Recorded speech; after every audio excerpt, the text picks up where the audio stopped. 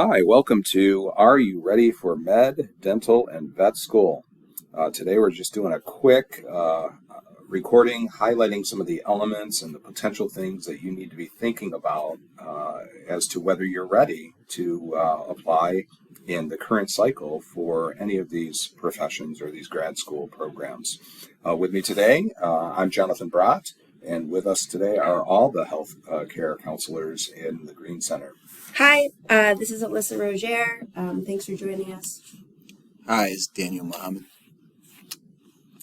And today we're going to look at four main items of focus. We're going to look at application timeline, MCAT preparation, personal statement, and interviewing. Yeah, so to get started with application timeline, here are a few do's. Of course, we're going to get to the don'ts as well. So first, get application materials ready early so you can apply early. All of these programs are rolling admission, first come, first served sort of thing. So the sooner you get your materials in, the sooner you get evaluated, and the sooner you can attend. Ask for your letters of recommendation early, mostly because you're going to have to remind your letter writers to write your letters. You also want to confirm with them that, yes, they are, in fact, able to write one for you. Think about your personal statement and potential secondary questions. So, walking to classes, while you're in the shower, think about some of the points that you want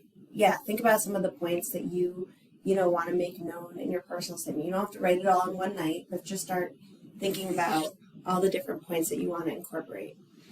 Create a list of schools of interest, understand their prereqs and any unique ones, as well as how you fit.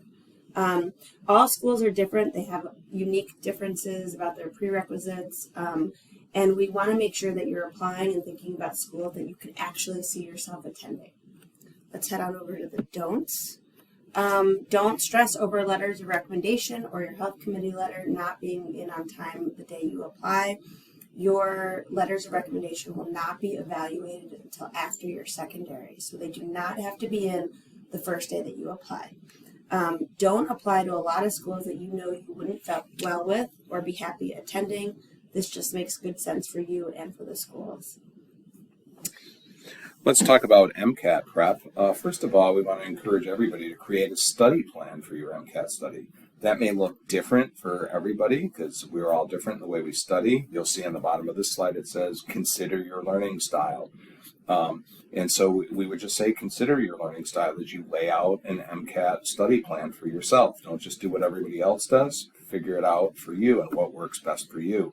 And use the many resources that are available out there. You'll see here on this slide a list of examples of resources that our students have used, from Khan Academy, AAMC, just all of these different resources, and all of them could be good. It's really about your learning style.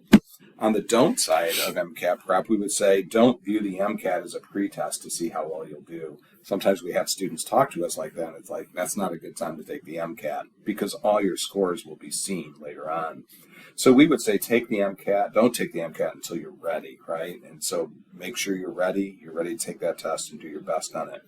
The other thing we'd say is don't hurry into retaking the MCAT if you did not earn the score you were hoping for. Most of the data out there would suggest that you'll do about the same unless you study radically different. So you ought to talk with somebody about how should I approach that in a different way if I didn't do what I wanted to. So personal statements. Before you start your personal statement, it would be a good idea to reflect on the things that you've done over the last few years. You would also want to start making several drafts and being able to tell your story.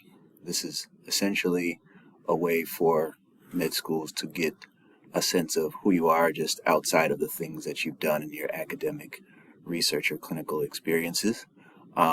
Do have a PI or those that have worked closely with you review your statement. It helps to have different eyes take a look at your writing statements to see if there are things that you may have missed. And also make an appointment with us here at the Greene Center to review your statement as well. Moving to the don'ts, don't write about every single thing that you have experienced. Not everything is going to be relevant, and for the person reading your personal statement, it might be a bit overwhelming if you have over 1,000 words. Don't look for ways to stand out or be different or super creative. You want to be authentic to you. You don't want to necessarily fabricate things just for it to look good. Don't have too many different people review your statement either, because that you can then run the risk of changing your mind 1,000 times and never really coming to a final draft. And finally, don't spend too much time writing. It's just one piece of your application. Okay, moving on to interviews. Thanks for sticking with us. So we want to make sure that you're researching the school that you're interviewing and you understand the format of the interview. That goes back to fit, but it also goes back to expectation and like what you should be expecting from the type of interview you're having. You want to revisit both your primary and secondary application materials. That might seem obvious to you, but you just need to remind yourself what you even put out there that you might be questioned about. Secure a quiet and clean space for a virtual interview and wear appropriate attire, at least from the waist up. If you're on a Zoom, you want to try and make sure that you practice in this type of setting, but then also make sure that you actually have it the day of. Schedule several mock interviews with the Greene Center. We're here to help. Anyone in the entire office that sees students can meet with you. And remember to check your email spam to make sure that you have not missed interview information. This is a real thing. Moving on to the don'ts.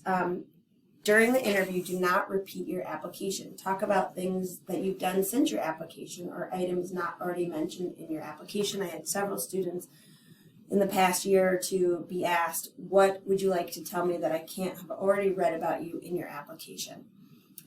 Don't ask questions about topics that are easily answerable on the school's website. If they have special programs that are listed on their site and it's obvious what they are, don't necessarily ask the interviewer to tell you about them.